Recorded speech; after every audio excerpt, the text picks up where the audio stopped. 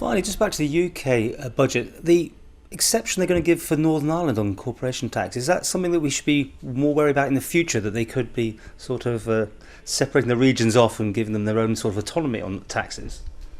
Yeah, it's quite clever again in a sense, really, because if you think about the state aid programme, which areas like Northern Ireland are subject to, this is basically the government saying, well, I'll tell you what, we're not going to give you any more money, or we're going to give you less money.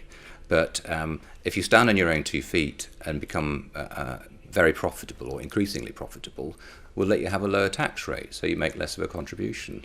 I think it's a great quid pro quo. It's a fantastic idea, and top marks, to the government, for the UK government, for thinking of it. Do you think it'll have any effect for the Isle of Man? It's still a big world. It's still a big marketplace. The Isle of Man and the UK, and parts of the UK, and Northern Ireland, is just one part of the UK. I think there's still room for all of us in terms of the wider business communities that we serve.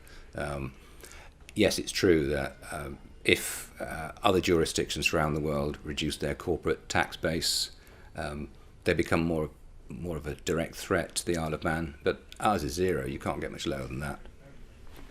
Finally, it was the Channel Islands who seemed to get the mention in the budget, as far as the UK is concerned, that they have gone for a market that employs apparently up to 1,000 people.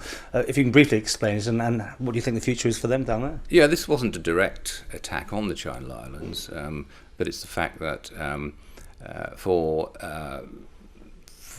economic reasons, the UK doesn't charge VAT on goods of less than £18. Of course, if they were sent from the Isle of Man, then we'd have to charge VAT. But what suppliers have tended to do is route supplies of goods that cost less than £18 through Jersey and Guernsey, so that people in the UK can buy them without having to pay VAT. And we're talking about DVDs or CDs and things, yeah? Typically, it'll be DVDs, which of course could be anything from sort of $5.99 to $12, $13.99. So considerably less than £18 generally. Of course, this is, as you can imagine, big business in Jersey in particular, but also to a lesser extent in Guernsey. I think the stats I heard that Jersey Post Office shipped something like 79 million packages last year.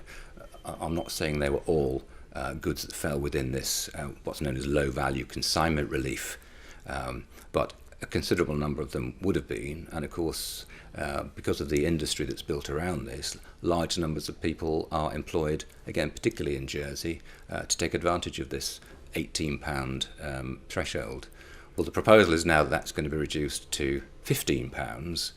I'm not sure how much of an impact that's going to have because, as I've just said, most of the goods tend to be things like DVDs, which, with the competition in the music industry these days, you find that DVDs now are not all retailing at 14, 15, 16 pounds, 10, 11, 12 pounds, so considerably less still than the 15 pounds. I'm not sure how much of an impact that's going to have, but the UK is also talking about consulting a little more widely, and particularly it's going to go and discuss this matter with the EU.